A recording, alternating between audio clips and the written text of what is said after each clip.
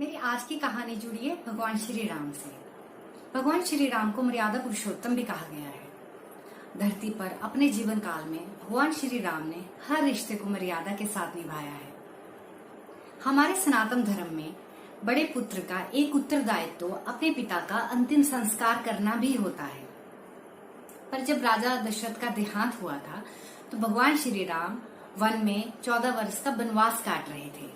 तो भगवान श्री राम ने राजा दशरथ जी का अंतिम संस्कार नहीं किया था। अब इसके पीछे भी ये कहानी है कि जब राजा दशरथ अपने युवावस्था में थे तो उन्हें समाचार मिला कि स्वर्ग में नवग्रह मंदिर का निर्माण हुआ है। तो राजा दशरथ नवग्रह देवताओं के दर्शन करने के लिए स्वर्ग जाते हैं। वो सभी ग्रहों के देवताओं के दर्शन करते हैं और अंत में शनि देव के मंदिर में पहुंचते हैं। वो देखते हैं कि शनि देव पीठ घुमाए खड़े हैं।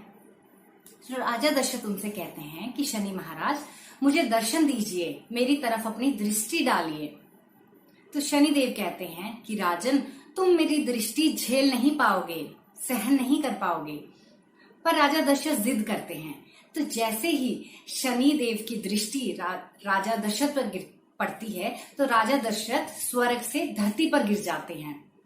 तो जब वो स्वर्ग से धरती की तरफ गिर रहे होते हैं तो वो सहायता के लिए पुकार लगाते हैं, जो पुकार जटायु जी महाराज सुनते हैं। और राजा दशरथ के गिरने से पहले वो पृथ्वी पर अपने पंख फैला देते हैं। तो राजा दशरथ जटायु जी के पंखों पर गिरते हैं। इस प्रकार से वो मृत्यु से बच जाते हैं। तो राजा दशरथ बहुत खुश होते हैं, बहुत धन्यवादी होते हैं जटायु जी महाराज के प्रति और उनसे कहते हैं कि महाराज, मैं आपका बहुत एहसानमंद हूं और मैं बहुत खुश और धन्यवादी हूं। तो मैं आपसे ये वादा करता हूं कि जब भी मेरा विवाह होगा और जो भी मेरा पहला पुत्र होगा उसको मैं आपको भेंट स्वरूप प्रदान कर दूंगा। ये कहकर राजा दशरथ वहां से चले जाते हैं। तो कुछ सालों बाद राजा दशरथ का विवाह होता है, पर विवाह होने के भी काफी समय तक राजा दशरथ को संतान नहीं होती है। तो राजा दशरथ कई सालों तक कई यज्ञ करवाते हैं, कई पूजा अनुष्ठान करते हैं, काफी तपस्या करते हैं। तो बहुत सालों बाद राजा दशरथ के घर में भगवान श्री राम का जन्म होता है। तो ये बात जो है सारे राज्य में फैलती है। ये बात जटायु जी महाराज तक पहुंचती है। तो जटायु जी अपने पुत्र को लेने के लिए राजा दशरथ के राजमहल आते हैं। तब राजा दशरथ के घर में बहुत अरसे बाद पुत्र हुआ है, तो वो पुत्र मोह में पड़ चुके हैं। तो जब जटायु जी महाराज उनके वचन को उनको याद दिलाते हैं तो दशरथ महाराज कहते हैं कि मुझे ऐसा कोई वचन याद नहीं है और मैं अपने पुत्र को किसी को नहीं दे सकता।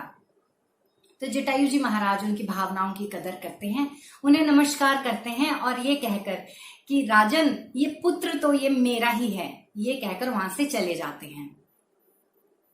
तो फिर एक समय आता है जब रावण माता सीता को हरण करके पुष्पक विमान में लेकर जा रहा है।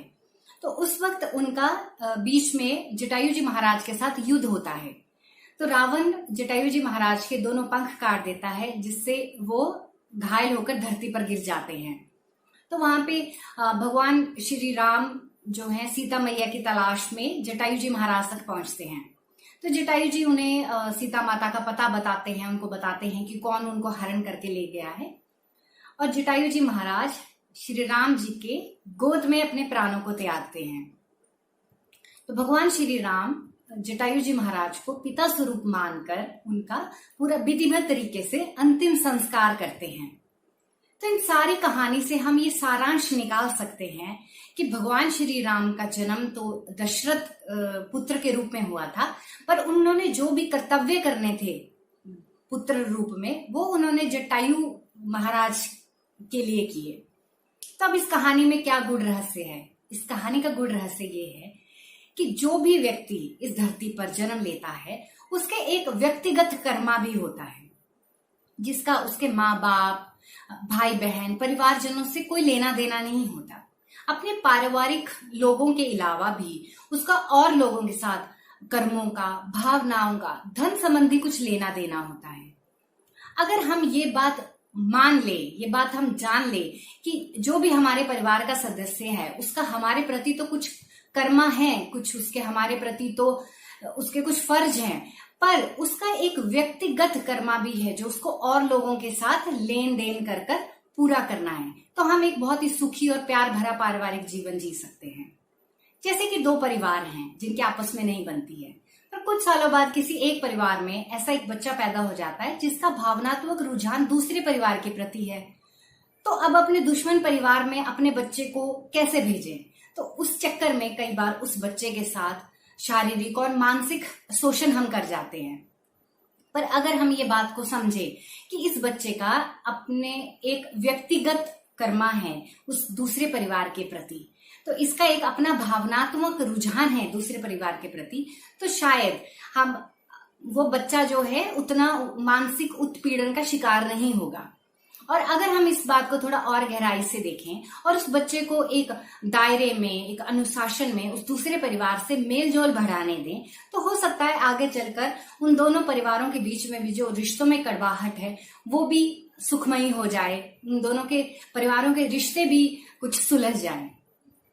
तो हमें ये जानने की जरूरत है कि जो भी इस धरती पर जन्म लेता है वो उसकी एक अलग सोच है, एक अलग कर्मा है।